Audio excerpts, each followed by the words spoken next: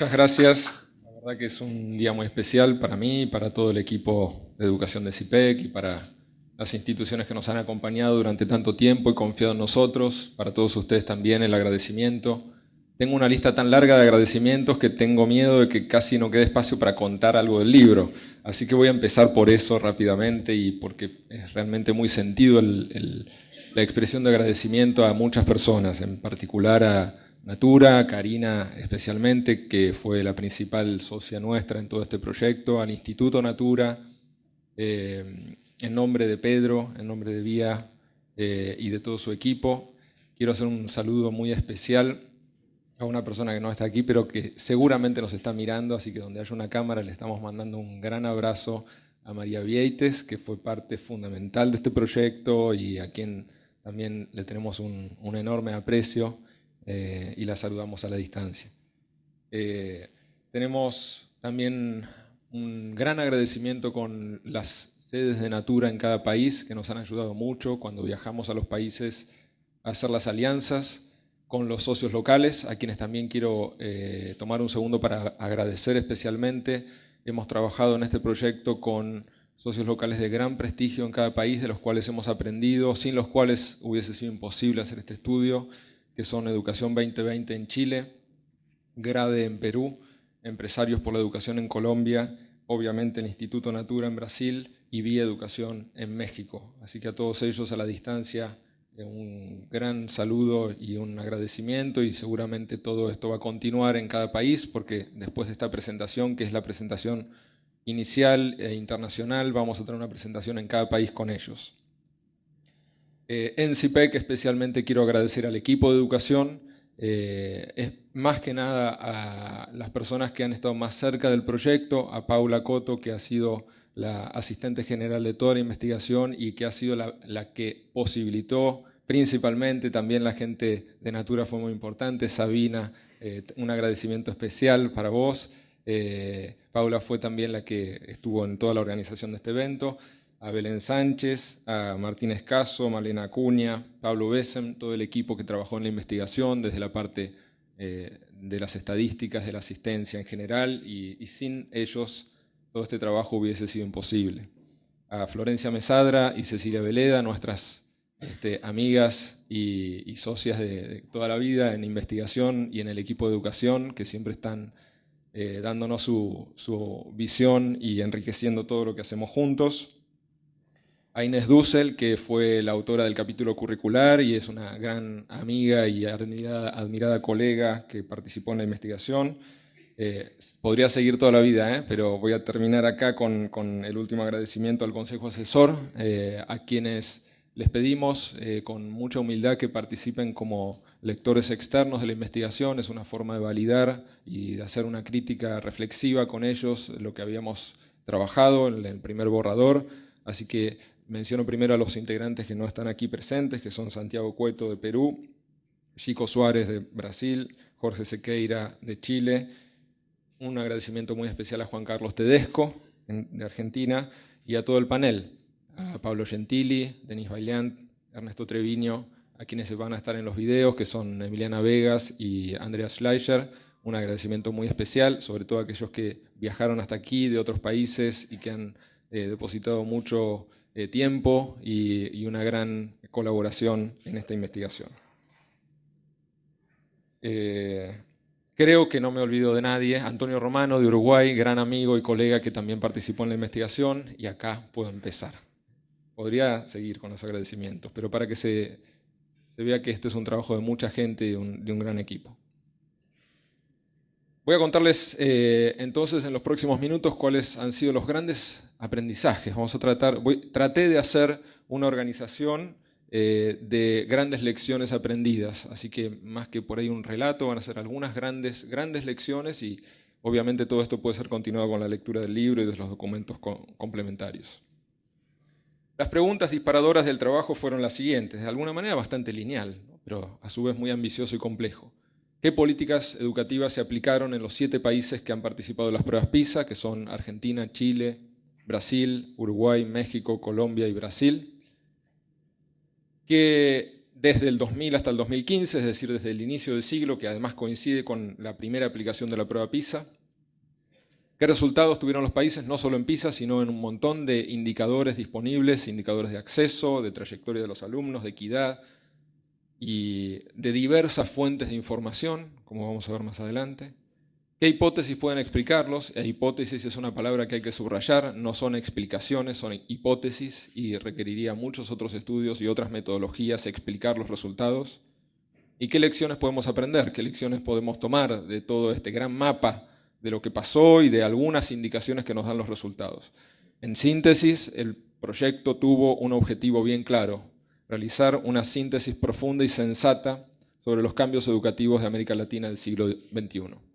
Y remarcamos profunda y sensata porque es también la forma de trabajo del CIPEC desde hace muchos años. La metodología lo voy a mencionar muy rápidamente, pero combinó, como es también nuestra tradición, una visión cualitativa y una visión cuantitativa. Hemos trabajado muy rigurosamente con las estadísticas, hemos utilizado muchas fuentes diversas. El trabajo coordinado especialmente por Martínez Caso ha sido brillante y del cual estamos muy orgullosos.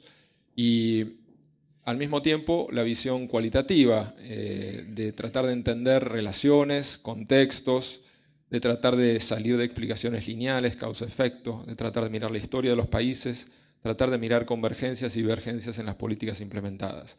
Hicimos un gran mapa de todo lo que habían hecho los países gracias a los socios locales.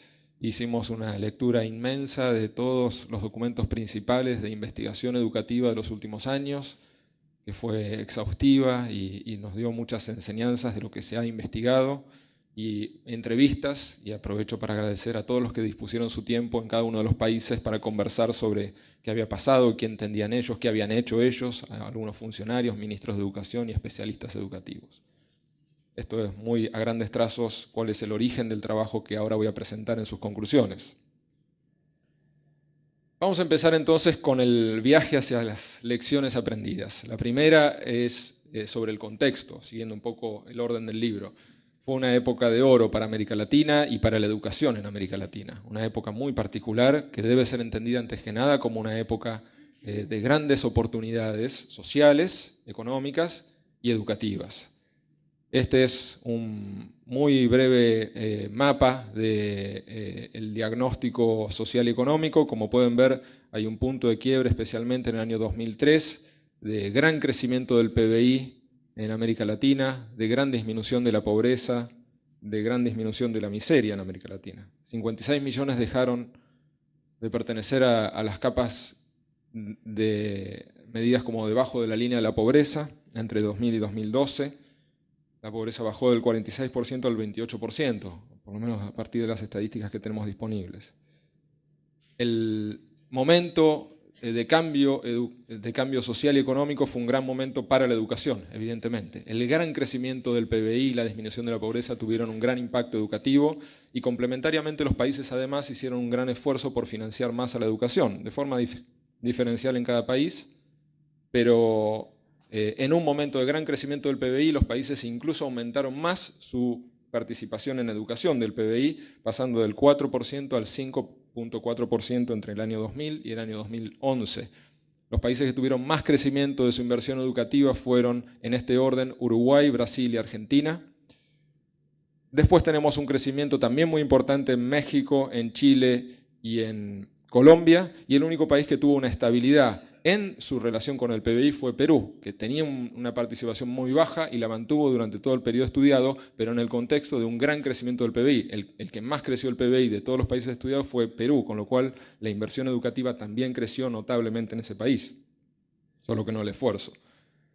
Para que se den una idea, el gasto por alumno en educación secundaria era de $1.260 en 2002 y pasó a ser de $2.080, poco más del 80% de aumento en términos reales en 2011, al mismo tiempo que se incorporó 1,3 más de 1 millón de alumnos en la escuela secundaria, es decir, creció la escuela secundaria y casi duplicamos la inversión en términos reales, en dólares, en el conjunto de los países, ¿no? Con diferencias internas.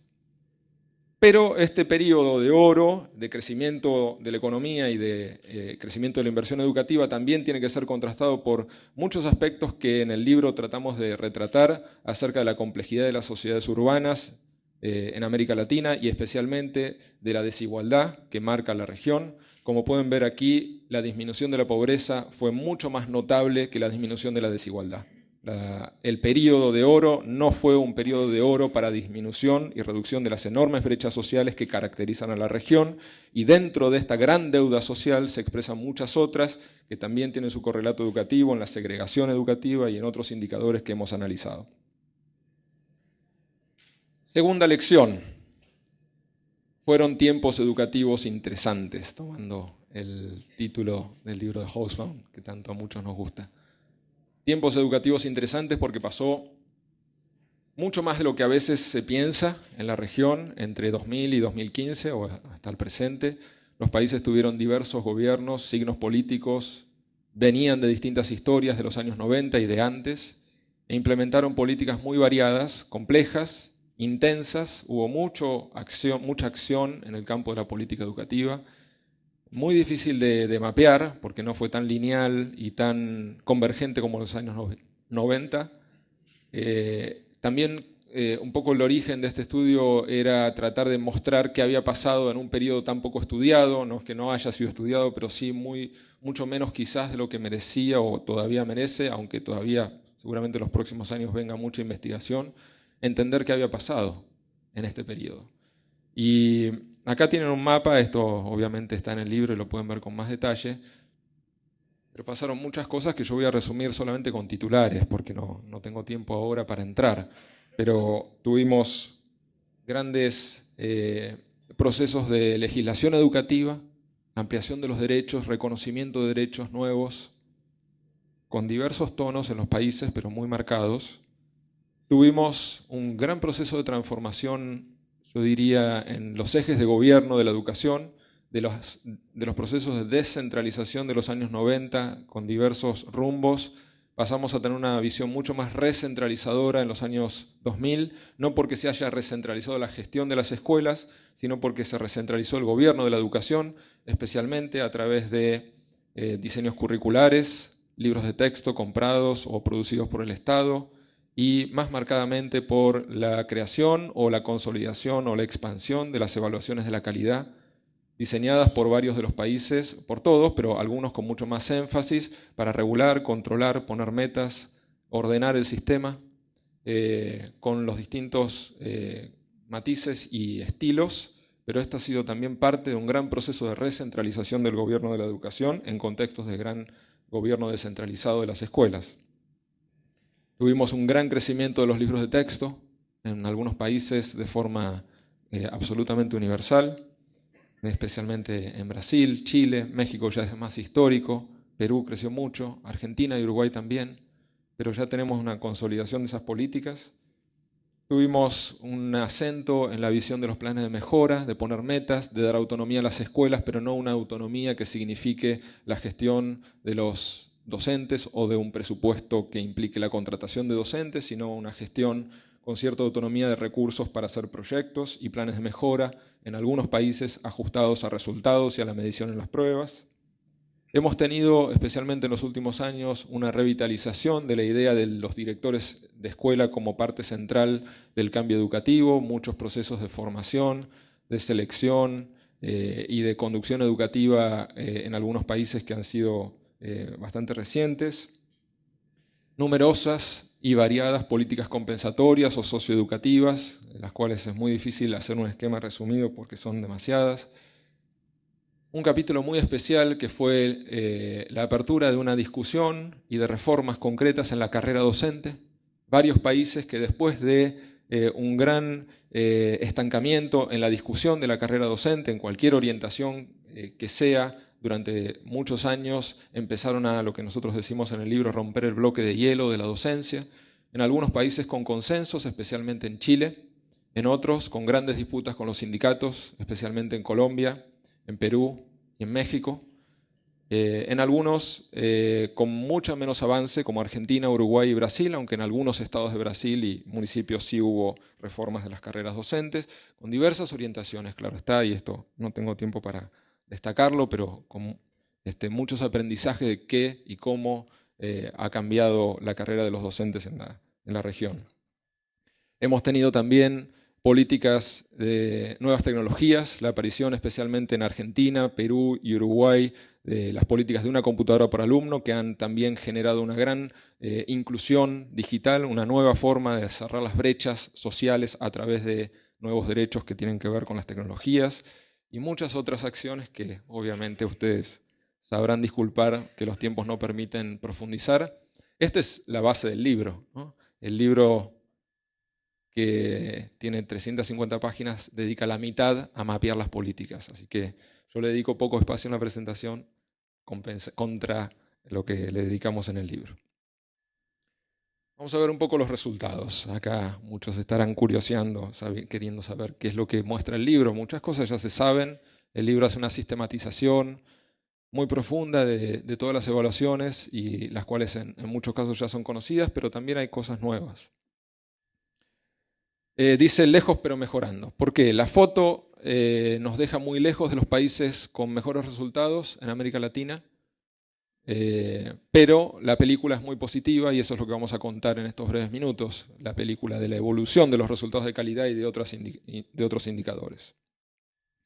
Esto es, lo voy a mostrar muy brevemente, disculpen si pasamos muy rápido algunos gráficos, ¿no? Estos son los resultados en matemática, lengua y ciencias, en PISA. Esto es lo que hicimos en buena parte del libro, dividir regiones, América Latina y varias regiones que usamos nosotros para también mostrar no solamente el contraste América Latina versus OECD, sino tratar de complejizar, ver también si hay elementos comunes de las culturas de países más parecidos, como los anglosajones o los nórdicos o Asia-Pacífico. Y la verdad es que es muy interesante ese ejercicio de comparación regional. América Latina está lejos de los países más desarrollados, que son los que participan en PISA mayormente. La barra señala a los alumnos que están por debajo del nivel 2 en las pruebas PISA, que es lo que se considera el nivel básico de aprendizajes, y como ven son el 63% en matemática, el 46% en lengua, casi la mitad en ciencias. Esto tiene que ser puesto en contexto, y lo hacemos en el libro con mucho detalle.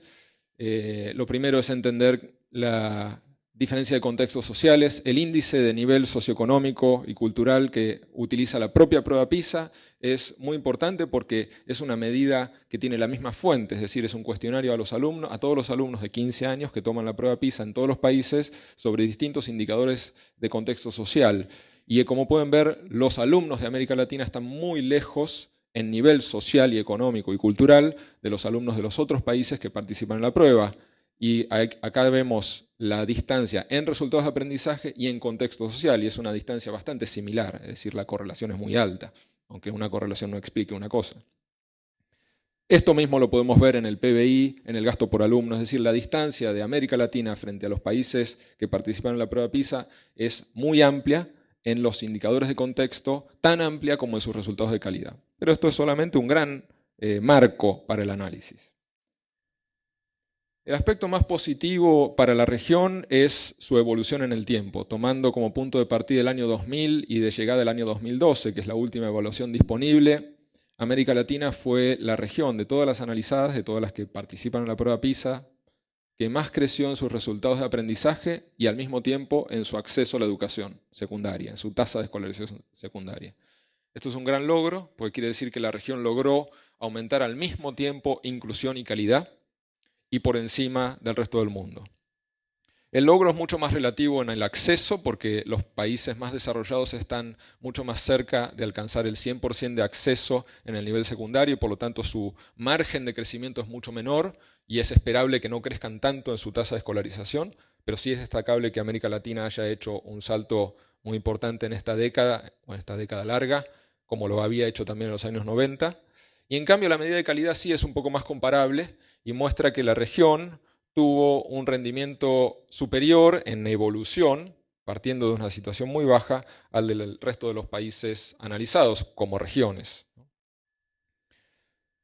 También ha sido positiva la evolución en equidad. La equidad se mide por la brecha de resultados de PISA del cuartil 1 y cuartil 4, es decir, cuartil de ingresos más pobre o de nivel socioeconómico más pobre y el cuartil de mayor nivel socioeconómico. La brecha se redujo notablemente en América Latina, al mismo tiempo que aumentó la calidad, es decir, es la única región de todas las que hemos analizado, de todas las que participan en PISA, que logró las dos cosas al mismo tiempo: reducir la desigualdad en los aprendizajes y aumentar el nivel de aprendizajes medidos por la prueba. Por ejemplo, los países anglosajones redujeron la desigualdad, pero disminuyeron sus aprendizajes, o Asia-Pacífico mejoró la calidad, pero aumentó enormemente la desigualdad, ¿no? Entonces, estos logros no son menores y creo que tienen algunas explicaciones que vamos a intentar en los próximos minutos. Vamos ahora a la cuarta lección, que tiene que ver con los resultados por países, tratar de mirar ya adentro de la región. Y acá el título es Países viajando a distinta marcha. Y claramente hay diferencias, vamos a tratar de mostrarlas en distintos indicadores. Muy breve panorama. Perú es un caso muy destacado, es el caso más destacado, fue el que más aumentó su acceso, más disminuyó la repitencia y la sobriedad de los alumnos y más aumentó sus resultados de calidad en todas las pruebas disponibles, especialmente en las dos internacionales que hemos mirado, que son las pruebas de la UNESCO para el nivel primario y las pruebas PISA para el nivel secundario. Con lo cual es un gran caso, desde un punto de partida muy bajo, que llegó básicamente al nivel promedio del resto de la región en muy pocos años, y es extraordinario ese salto. El caso de Chile, que tuvo una mejora constatable en varias de las evaluaciones, partiendo desde un punto de partida más alto, lo cual también es destacable, que desde distintos lugares los países han logrado distintos cambios. Brasil, que logró al mismo tiempo parecido a Perú, pero en una escala menor, aunque un país tan grande la escala siempre es mucho más difícil de manejar seguramente, logró combinar acceso, mejor flujo, como se lo conoce en Brasil, trayectorias más para nuestro país, de los alumnos y calidad de los aprendizajes. Colombia, México y Argentina con evoluciones mixtas de la calidad. Quizás México con mejores indicadores, aunque muy variables, y ahora los vamos a ver, según las pruebas. Colombia y Argentina un poco más estancados y alguna mejora en las pruebas de primaria. Y Uruguay, el caso más excepcional, es para nosotros también una especie de misterio por lo pequeño del país y porque ha sido el que más estancado quedó en casi todos los indicadores analizados y en algunos incluso de la calidad educativa empeoró. Vamos a ver algunos de los resultados. Sepan ustedes que este es un recorte muy parcial. Esta es una pregunta muy importante y esto es un indicador muy interesante. Lo llamamos cómo llegan. Estos son los alumnos que están en el último año de secundaria, es decir, chicos, que esto surge de las encuestas de hogares, chicos de 17 años de edad. Todos los chicos de 17 años de edad, ¿dónde están? Y acá se construyen los tres lugares donde pueden estar. Están fuera de la escuela, abandonaron, están en la escuela, pero con retraso en el año que deberían estar, con sobredad, o están en la escuela en tiempo y forma. Como pueden ver, el caso más destacado es el de Chile, por lejos, tiene más de la mitad de los alumnos en tiempo y forma a los 17 años de edad en el sistema educativo. Y tenemos el caso opuesto, que es el de mayor exclusión de los 7 analizados por lejos, que es el caso de México. México tiene una exclusión educativa temprana en el nivel secundario superior o en la preparatoria, que deja fuera a más de la mitad de los alumnos ya de la posibilidad de estar en las escuelas, ni siquiera de cursar con retraso, y este es un caso bastante excepcional para la región. También es bastante crítico el caso de Uruguay. Como pueden ver, solamente el 14% de los jóvenes de 17 años de edad está en tiempo y forma en la escuela. La gran mayoría está con retraso escolar, es decir, con sobredad, ha repetido previamente, y muchos, el 38%, abandonado a esa altura. Los casos de Colombia y Perú también deben ser resaltados en su particular, porque son dos países que tienen un año menos de escolarización. Terminan la escuela a los 16 años de edad. Y también eso a veces uno cuando compara no ve pequeñas diferencias que pueden ser muy importantes. La variación, esto es de alguna manera mirar la película, lo de recién era la foto al final del periodo estudiado. La variación ha sido también muy interesante. Acá lo que vemos es el aumento de la tasa de escolarización en el eje horizontal y el aumento, en el eje vertical, el aumento de la tasa de escolarización y la disminución de la sobredad en el eje horizontal. Y acá pueden ver que Perú se va de la escena, es decir, un caso muy excepcional porque tuvo un enorme incremento de la tasa de escolarización y al mismo tiempo reducción de la sobredad notable. Brasil tuvo una gran reducción de la sobredad, menos incremento de escolarización. Colombia y México, más incremento de tasa de escolarización y un poco menos de reducción de sobreedad. Chile, Argentina y Uruguay, los que menos variaron en su tasa de escolarización, lo cual es lógico porque tenían las tasas de escolarización y siguen teniéndolas las más altas de América Latina. Argentina primero, Chile después son los que tienen mayor tasa de escolarización de nivel secundario, con lo cual su margen de crecimiento era menor. Sin embargo, para Argentina y Uruguay fue muy baja la reducción, incluso no hubo reducción de la sobreedad y esa es una cuenta pendiente.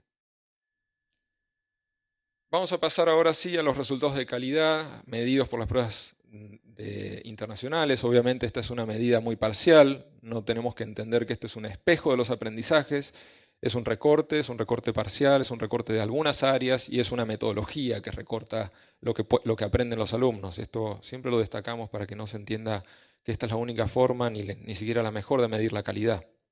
La mejor sería una forma mucho más integral. Estas son las pruebas de la UNESCO para el nivel primario y acá pueden ver la variación en los 2 años que son comparables. La primera prueba se tomó en 1997 y como cambió la metodología no es comparable en el tiempo. La segunda fue la prueba CERCE de 2006 y la tercera fue la prueba TERCE de 2013, muy reciente. Justo cuando estábamos haciendo el libro pudimos recibir los resultados y utilizarlos. ¿Qué podemos ver aquí? Podemos ver, en la última columna, que está un poquito más apagada, es la del promedio de toda la región. Participaron 15 países en las pruebas, casi todos los países de la región. Con lo cual podemos ver que hubo un crecimiento regional. El nivel primario tuvo una mejora en los aprendizajes. Esta es la combinación de las pruebas de lengua y matemática. Este es el promedio de las 2 pruebas. Con lo cual, esto es una muy buena noticia que acompaña lo que veíamos anteriormente. Incluso estadísticamente es más significativo que la mejora de PISA. ¿Cuáles fueron los que más mejoraron? Perú. Acá no está en nuestra investigación, pero el que más mejoró junto a Perú fue Ecuador. Pero de los 7 países analizados fue Perú, que desde un punto de partida muy bajo, fíjense que apenas 7 años de estar estadísticamente muy por debajo de los demás países que estamos analizando, Perú terminó en la misma línea que Argentina, Colombia y Brasil.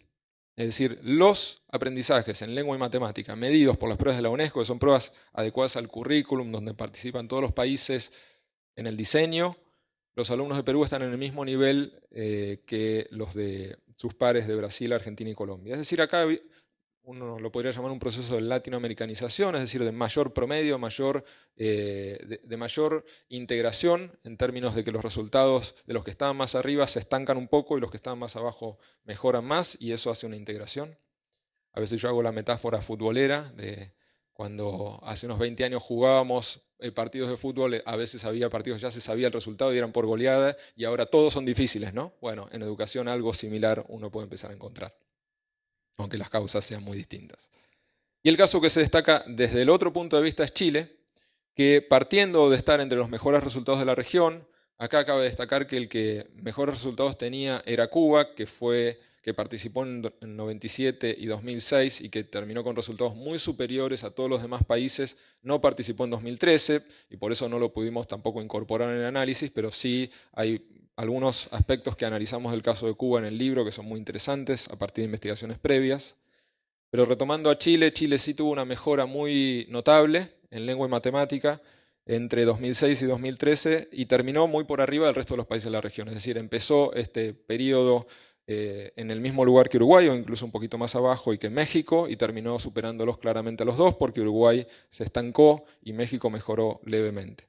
Argentina, Colombia, México y Brasil tuvieron mejoras leves pero estadísticamente significativas, Brasil un poco más que el resto, pero en todos los casos estadísticamente significativas, pero en algunos casos como Argentina y Colombia por debajo del promedio de la región en mejora.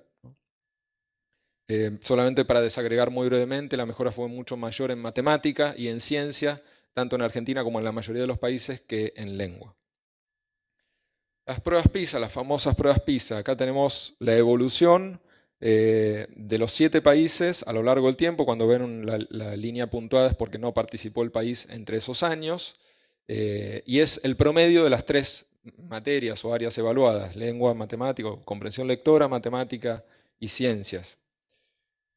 Nuevamente vemos Perú.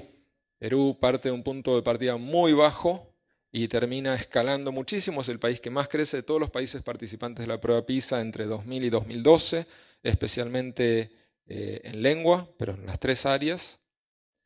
Después tenemos el caso de Chile, que tiene una mejora muy importante entre el año 2000 y 2009 y un estancamiento posterior.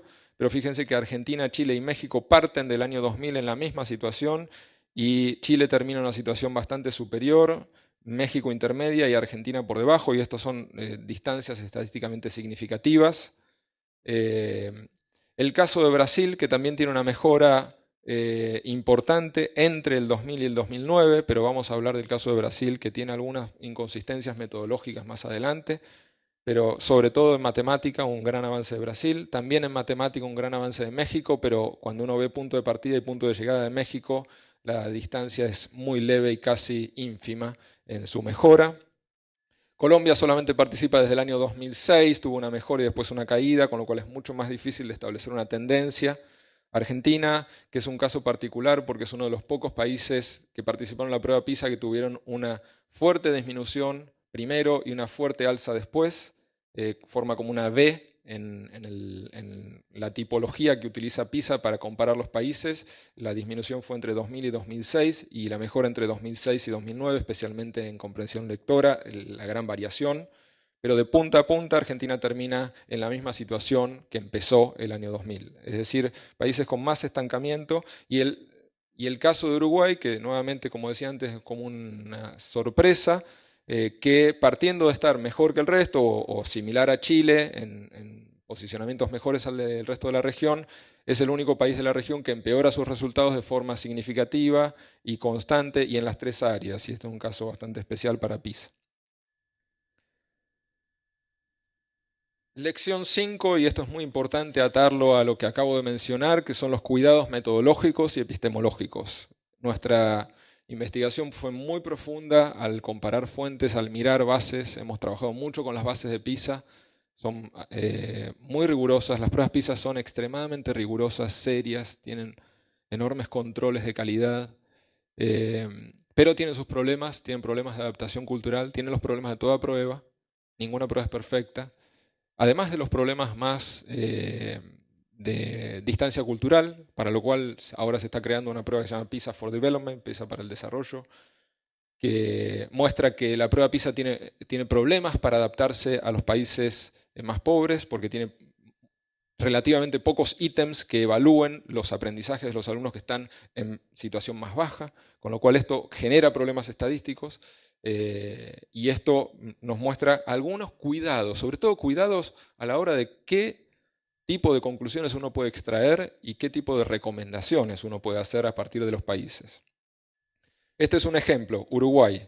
Uruguay es un caso muy particular en la prueba PISA porque cuando uno mira las estadísticas de pobreza del país, que es la línea roja, vemos un proceso muy profundo de disminución de la pobreza, especialmente entre el año 2006 y 2012. La pobreza pasa del 35% al 12% de la población, y estos datos son confiables.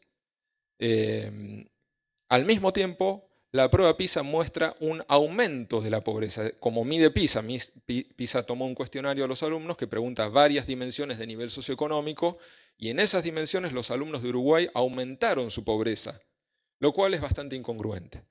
Puede ser que haya un problema de muestra en PISA y que al tomar muchos más alumnos pobres que en realidad no se corresponden con la estructura social del momento de la evaluación, haya bajado el nivel de Uruguay por un problema de muestra. No lo sabemos.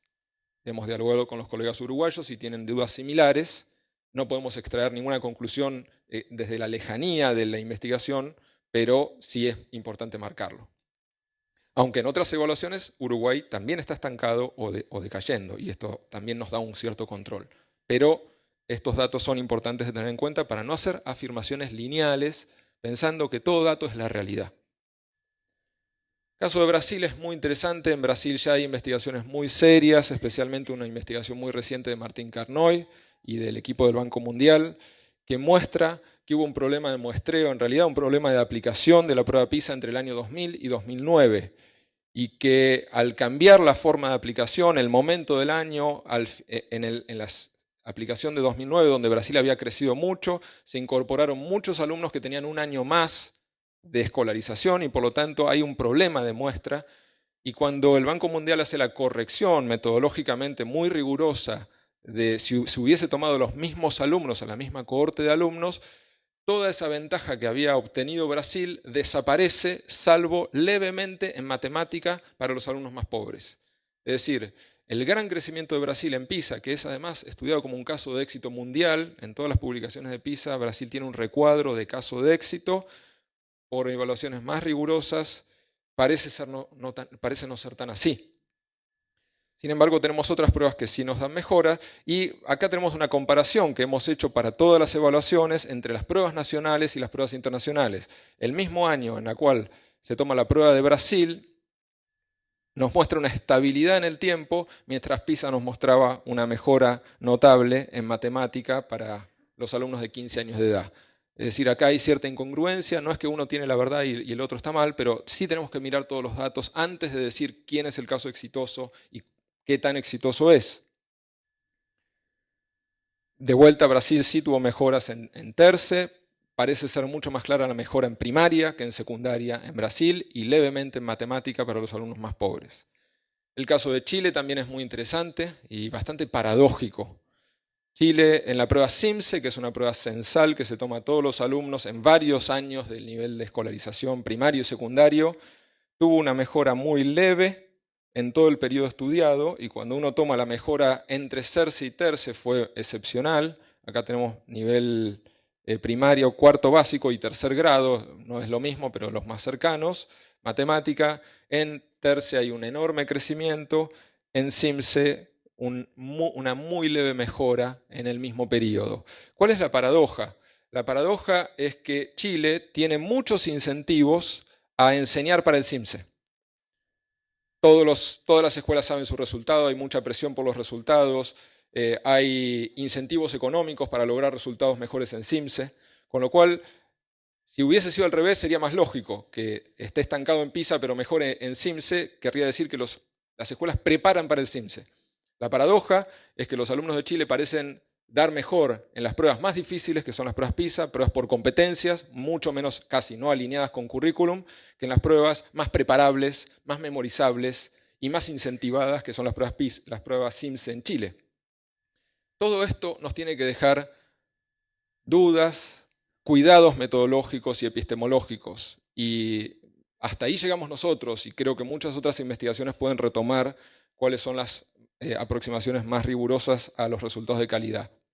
Por eso lo que hicimos fue combinar fuentes para tratar de encontrar dónde había claras coincidencias y marcar esos casos como casos de mejora en la calidad educativa, y en los que hay inconsistencias, remarcarlos también.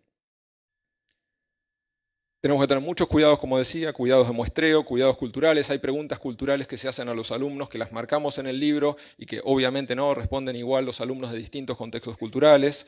Por ejemplo, hay alumnos que tienen mucha más propensión a ser críticos, y hay alumnos que son mucho más sumisos hacia la institución escolar y hacia la institución que es responder cierto cuestionario. Ese tipo de cosas siempre hay que tenerlos en cuenta. Y sobre todo, los cuidados éticos de cualquier indagación epistemológica, de cualquier mirada epistemológica sobre el conocimiento científico. No podemos asumir que el dato es la realidad, que el dato es la verdad revelada. El dato debe ser complementado entre muchas fuentes, debe ser mirado en cómo fue construido, debe ser mirado a la luz de la historia, tratar de entender qué es lo que hay detrás de esa información, que fue el trabajo que intentamos hacer, por lo menos a grandes rasgos, para no hacer tampoco el peligroso juego de recomendaciones basadas en información que no está del todo clara, porque el libro termina con recomendaciones.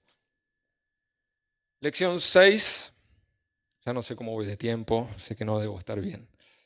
Lección 6, la inclusión y la equidad son parte de la calidad. Esto es muy importante y lo hemos medido así, hemos medido también indicadores complementarios.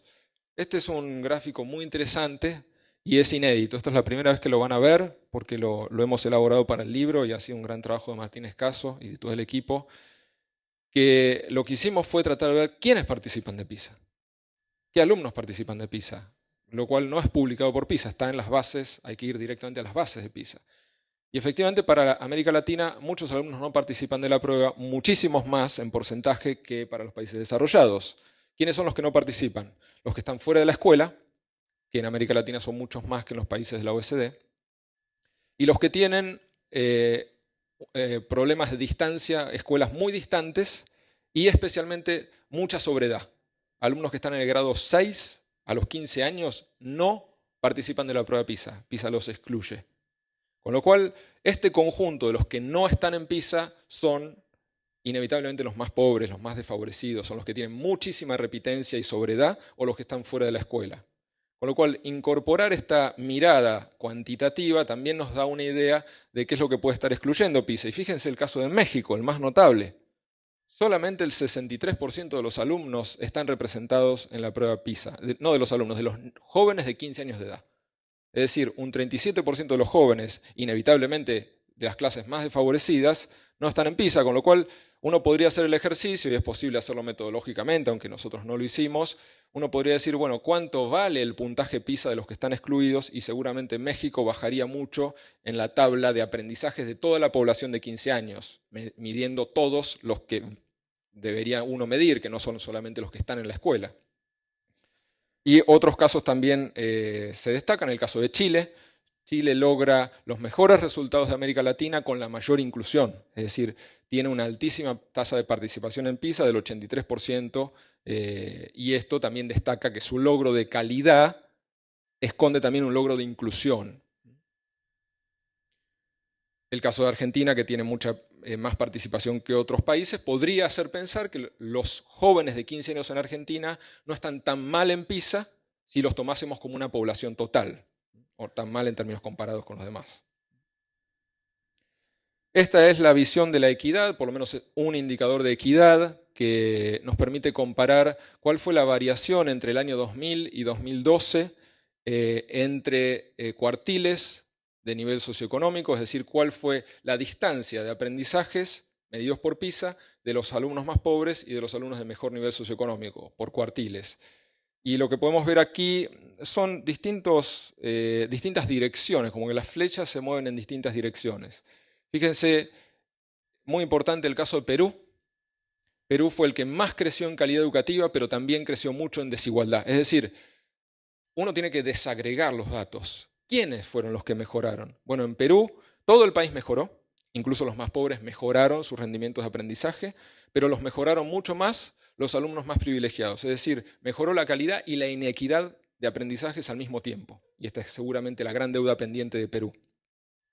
Argentina fue un poco en la dirección opuesta, sin tener un empeoramiento, es más estable la línea de calidad, tuvo una gran mejora en equidad. Pero cuidado, esta mejora en equidad hay que tenerla en cuenta con cómo fue en la realidad. Lo que pasó en Argentina es una muy clara disminución entre el año 2009 y 2012 del cuartil de mayores ingresos, que bajaron sus resultados en PISA, al mismo tiempo que los otros tres cuartiles los mejoraron muy levemente. Entonces ahí tenemos como una crisis de las clases medias altas. Y también quizás un problema de muestreo, porque un cambio tan significativo entre 2009 y 2012 es difícil de explicar. Y a veces cuando uno desagrega mucho una muestra ya empieza a haber algunos problemas. Pero sin embargo, Argentina da un salto enorme, moviéndose del que era más inequitativo en sus resultados a uno de los más equitativos. Y acá quiero hacer, discúlpenme, el que juega a ser Hans Rosling, el que lo conoce sabrá de quién hablo.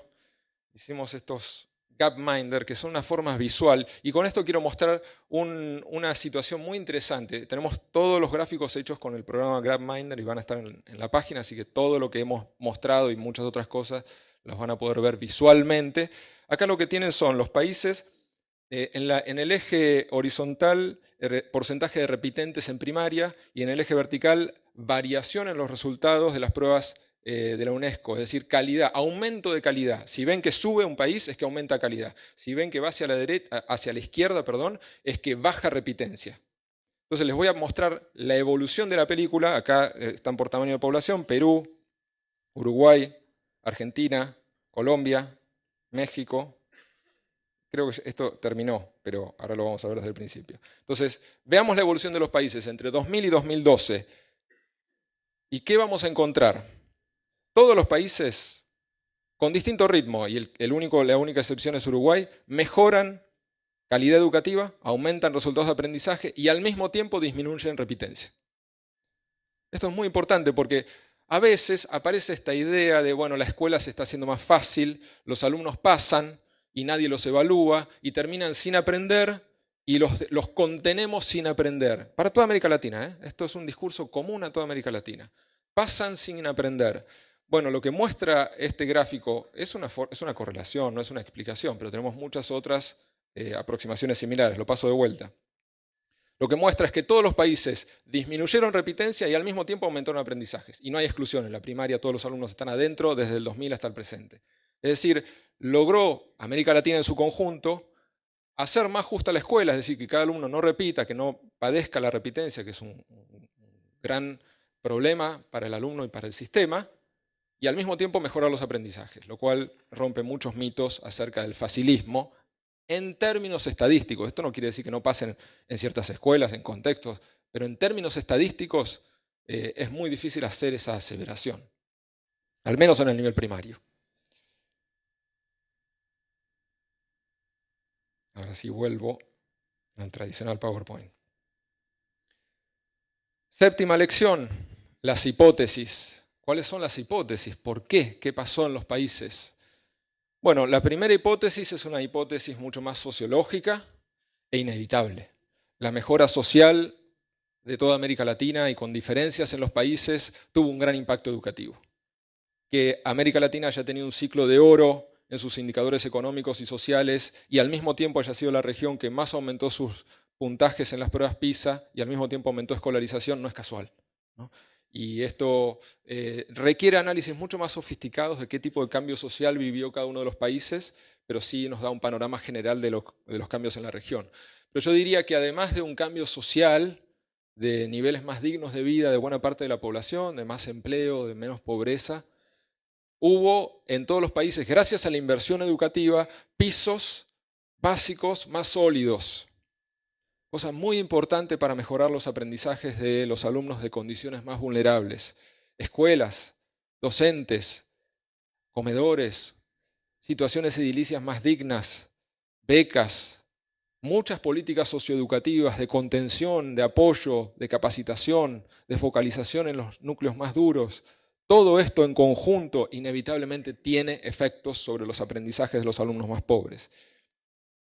Este es un gráfico, quizás el que más me gusta a mí, en términos de buenas noticias de la región, que muestra la evolución de los cuartiles en las pruebas PISA entre 2000 y 2012.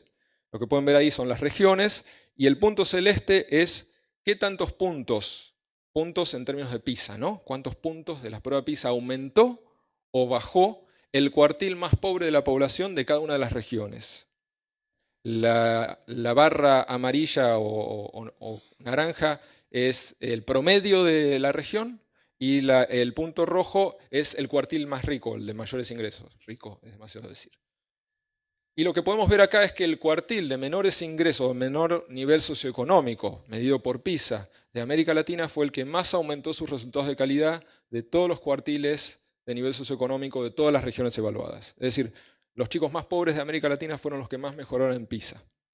Y esto creo que tiene el correlato de sociedades que han pensado más en los excluidos, países que han tenido políticas más activas de inclusión, más financiamiento educativo y mejoras sociales que han tenido un impacto educativo como las tienen los empeoramientos sociales y las desventajas sociales. También acá una hipótesis en los países, lo vamos a ver un poquito más adelante, pero seguramente uno puede hacer una hipótesis de que la mejora de Perú tiene una mayor relación con... ¿Cómo estoy de tiempos? 5, vamos. La mejora de Perú tiene una mayor relación con estas transformaciones sociales. Perú fue el país que más disminuyó la pobreza y que más aumentó su PBI, que más crecimiento económico tuvo. Pero es muy distinto la mejora social de Perú que la mejora social de Uruguay entre 2006 y 2009. La mejora social de Uruguay es desde un punto de partida mejor, donde hay menos situación de pobreza, menos situaciones básicas insatisfechas que las que tenían los niños que habían nacido en Perú. Piensen, los chicos que tomaron la prueba en Perú en 2000 habían nacido en 1985 en promedio. Un poco después quizás. Estos niños vivieron ciclos de extrema pobreza. Y los niños que tomaron la prueba en 2012, que nacieron en 1997, vivieron otro ciclo de vida, buena parte de ellos, y esto en Perú pudo haber tenido mucho más impacto que en otros países otros ciclos de mejora social. Los puntos de partida más bajos, salir de la pobreza extrema, comer, tener vivienda un poco más digna, es mucho más importante para la calidad educativa que pasar de una situación económica media a una mejor. Ahora, ¿cuáles son las hipótesis educativas? Algunas ya mencionábamos, pisos básicos de infraestructura, de acceso, docentes, etc. Pero hay otras, las hipótesis que tienen que ver con algunas políticas específicas implementadas por los países. Los países implementaron políticas muy distintas. Y podemos encontrar algunas relaciones. No podemos hacer causa-efecto, pero sí encontramos relaciones, y esta es nuestra hipótesis. La hipótesis que llamamos las tenazas de la calidad educativa. Las tenazas son los libros de texto y las evaluaciones de la calidad. Medir mucho más foco, poner más foco en los aprendizajes. Medir los resultados, darle los resultados a cada escuela, hacer proyectos de mejora orientados a resultados, control estatal de qué aprenden los alumnos, mayor direccionamiento curricular, que todos los docentes tengan un piso curricular, que es un libro de texto entregado por el Estado a todos los alumnos del país. Condiciones básicas de regulación del sistema, que cuando uno las piensa como grandes dispositivos que intervienen afectando las posibilidades de aprender de los alumnos, efectivamente hubo diferencias entre los países. Esto lo voy a pasar un poco rápido por una cuestión de tiempo, pero quiero resaltar que en esta hipótesis entran Chile, Brasil y México, especialmente los dos primeros, porque México tuvo una mejora más notable en matemática y mucho más estacionada en las demás áreas. Pero estos son países que claramente han puesto un piso curricular, todos los niños tienen libro de texto, absolutamente todos, y esto es nuevo, salvo para México, que ya era una tradición, pero México incrementó mucho el número de libros por alumno, y al mismo tiempo implementaron evaluaciones de la calidad censales para todas las escuelas, con mucho control, en los tres casos con control de la sociedad civil, algo que algunos no coincidimos, pero que en estos tres casos se dio, que es la famosa conformación de los rankings o de la publicación de los resultados por escuela, es decir, mucha presión por los resultados a partir de las evaluaciones censales. Pero Perú queda fuera de esta hipótesis. Perú, el que más mejoró, no tiene presión por evaluaciones, no tiene estas tenazas en funcionamiento, aunque sí ha tenido un gran crecimiento de los libros de texto y este pudo haber sido un apoyo básico para el aprendizaje de los alumnos.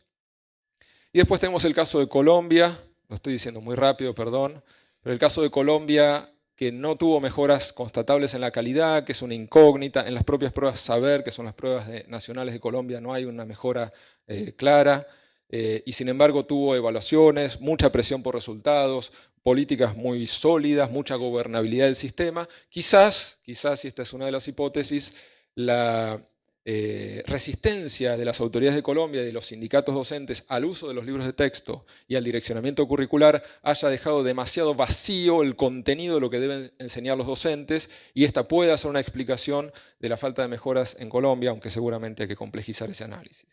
Y Argentina y Uruguay.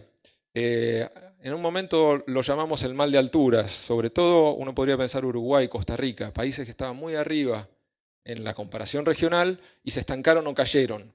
Bueno, probablemente ahí tengamos que entender la complejidad social de estos países, especialmente Argentina y Uruguay. Argentina más que Uruguay vivió una gran crisis social. La recuperación posterior no dejó detrás las herencias de esa crisis, de la ruptura de lazos sociales, de la ruptura de las clases medias, la desintegración social que vivió la Argentina, que fue distinta a otros países, y también, seguramente, la falta de estas políticas, la falta de una visión de mayor control de qué pasa en las escuelas, de control de qué aprenden los alumnos, de cuál es el resultado de cada escuela, de un diálogo mucho más direccionado con cada una de las escuelas sobre metas, sobre niveles de aprendizaje. La falta de estas políticas probablemente haya hecho que estos países, a veces lo decimos en el libro en un momento, hayan tenido un modelo más de regar y rezar. Es decir, mucha inversión educativa, pero sin tanta consistencia de medir cuál es su impacto o cuál es el lugar en el cual eso está haciendo procesos de mejora, y apoyar más esos procesos que otros una vez que uno sabe resultados en muchos sentidos, no solamente en evaluaciones de calidad. Creo que y también ahí está la complejidad del federalismo en Argentina, y está la complejidad de los organismos de gobierno en Uruguay, que son grandes organismos endogámicos del sistema en los cuales es muy difícil implementar cambios. Todo esto dicho muy rápido. Lección 9, y acá están un poco las propuestas del libro, retomando muchas de las cosas que se han dicho. Lo llamamos, acá le puse sensatez y dispositivos. Sensatez y dispositivos. ¿Qué quiere decir eso? Un poco, acá está el círculo de los desafíos que pensamos, no solamente nosotros, muchos otros para la región. El desafío de la primera infancia, claramente esto es un desafío de redistribución, de justicia social, y nosotros pensamos, una revolución del presupuesto educativo y social de los países para invertir muchísimo más en la primera infancia. Jornada completa en primaria, es una discusión en toda la región, muchos países han avanzado, Chile tiene casi universal y es un desafío hacerlo bien, no simplemente dar más horas de clase. La reforma en la escuela secundaria, que es quizás el desafío más grande que tienen los países. Fue muy interesante ver que no encontramos en ningún país políticas sólidas de transformación de la educación secundaria pensada para todos los alumnos. Este fue uno de los vacíos. Así como encontramos políticas docentes, reformas curriculares, evaluaciones, no encontramos un área sensible de cambio en la educación secundaria, con algunas excepciones, especialmente el estado de Ceará en Brasil, que ha hecho una política muy interesante y ejemplar. Y después dos ejes que para nosotros son muy importantes entender cómo tienen que ser aprovechados. Uno es el eje de la evaluación. Y acá es donde viene un poco el concepto de sensatez. Los países están yendo hacia una cierta convergencia en América Latina. México se había desbordado, había ido al extremo. Tenía evaluaciones censales que perseguían a las escuelas, con carteles en las escuelas sobre los resultados, incentivos, el 50% del aumento salarial de los docentes dependía de los resultados de sus alumnos, con lo cual una enorme corrupción, falsificación de las pruebas, a los alumnos de peor rendimiento los sacan de la prueba el día de la prueba, una enorme corrupción del sistema que hizo que México entre en una gran revisión y en un apagón de la prueba enlace en el año 2014, que fue el año pasado, para hacer una nueva prueba que no tenga esos incentivos y que sea mucho más rigurosa en evaluar a cada escuela para devolver a cada escuela los resultados y no deformar el trabajo de los docentes. Lo mismo está haciendo Chile, revisando sus SIMS, y ahora, por ejemplo, ya no publica los rankings, está yendo hacia un modelo más sensato, de menos presión negativa sobre las escuelas, y creo que lo mismo están haciendo países como Argentina y Uruguay, que habían estado muy parados en las evaluaciones. Argentina creó el IMESA, que es un índice similar al IDEB de Brasil, que ha sido muy exitoso. Uruguay creó un instituto autónomo de evaluación de la calidad. Es decir, creo que vamos hacia una convergencia de que hay que evaluar a todas las escuelas, pero tiene que ser una evaluación para el proceso de mejora y no para la persecución negativa de los docentes y escuelas. Y esa convergencia es muy interesante como una lección aprendida por toda la región. Por último, no por último, ahora viene lo último, pero los directivos son muy importantes y empieza una discusión nueva en toda la región que yo creo que es apasionante, es una discusión en la cual hay que entrar, que es la discusión pedagógica. El Banco Mundial acaba de hacer el mayor estudio de las aulas de toda América Latina, evaluando 14.000 aulas, mirando con el método Stallings tiempo de aprendizaje, elección, etc. Creo que necesitamos empezar a entender mucho mejor qué pasa en la enseñanza y con métodos adecuados. No sé si Stallings es el método adecuado, creo que hay mejores métodos, pero necesitamos saber cómo enseñan los docentes para poder apoyarlos y para poder apoyar el liderazgo pedagógico de los directivos, que es una de las grandes transformaciones en marcha en la región. Y por último y principal, los docentes. Las políticas docentes son, ahora creo yo, mucho más claramente que antes, el bastión de cambio educativo. Tenemos que pensar en una carrera docente muy bien remunerada, que aspire en los mejores, selectiva en el buen sentido, que sea difícil, que sea rigurosa, que sea muy exigente en el desafío que implica ser docente, y progresivamente aumentar salario, exigencia y formación tiene que dar como resultado muchos mejores docentes en el futuro, que puedan hacer todas estas políticas reales, que las puedan encarnar en su enseñanza, porque solas las políticas no cambian la educación. Esto voy a saltearlo y disculpas por los tiempos. Y simplemente decir en la última lección que el desafío es ahora, el presente es un presente muy desafiante para la región. América Latina, así como tiene esta película tan positiva, que no es igual para todos los países, como está claro, tiene muchos desafíos por delante. Las aulas siguen siendo todavía espacios, en muchos casos, de discriminación, de exclusión pedagógica, social, tradicionales, aburridas. enciclopédicas en la secundaria. Tenemos enormes problemas de sentido, visión, de concepción didáctica y pedagógica de la enseñanza. Y estos enormes problemas no han sido solucionados en el tiempo estudiado. Hemos hecho muchas cosas, pero todavía nos queda, de alguna manera, la gran montaña, que es pensar las pedagogías de nuevo, pensarlas de una forma que puedan generar una inclusión desde adentro, desde la práctica de enseñanza, no solamente desde lo que generan las condiciones de vida o las condiciones estatales. Este es el bono demográfico, y con esto cerramos. El bono demográfico es un periodo de oportunidades. Es el momento en el cual la población de los países atraviesa una situación muy particular, que es poca población en edad de jubilación, o menos de la que va a venir en el futuro, mucha gente activa laboralmente, y disminución demográfica, es decir, cae la curva demográfica, con lo cual tenemos menos alumnos ahora y vamos a tener menos alumnos en los próximos años.